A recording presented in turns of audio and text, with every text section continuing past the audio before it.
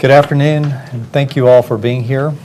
2 hours ago, the state of Texas filed a lawsuit against the U.S. Department of Education and the Department of Justice regarding their directives that open up all school bathrooms to people of both sexes.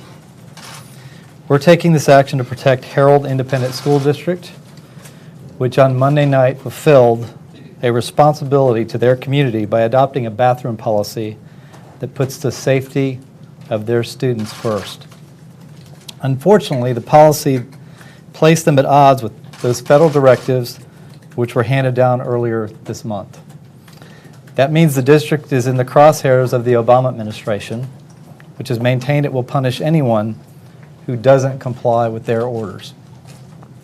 Herald ISD is now facing legal action or the loss of school funding, all for enacting a policy to protect their students.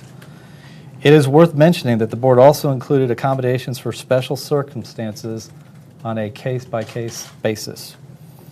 Though the board is in Texas, this is obviously a case of national interest, as we are being joined by several other states, including Alabama, Arizona, Georgia, Louisiana, Maine, Oklahoma, Tennessee, Utah, West Virginia, and Wisconsin.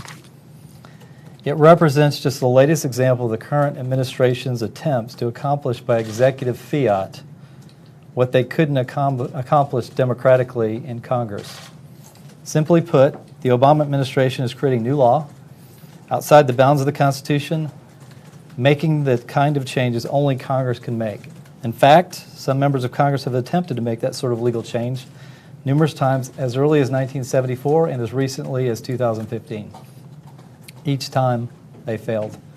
So, just as they did with issues like immigration, the Obama administration has decided to simply exclude Congress entirely. By forcing through his policies by executive action, President Obama has excluded the voice of the people. We stand today to ensure that those voices are heard. Make no mistake, this is no reinterpretation of terms. It's an entire rewrite of law, and that is constitutionally the purview of Congress, not the President of the United States. Texas will continue to stand up to President Obama and his agencies whenever and wherever they attempt to circumvent the rule of law and ignore the voice of the people. As someone who served in education for over 36 years, I know how important our duty is to protect the privacy, the safety, and the dignity of all students.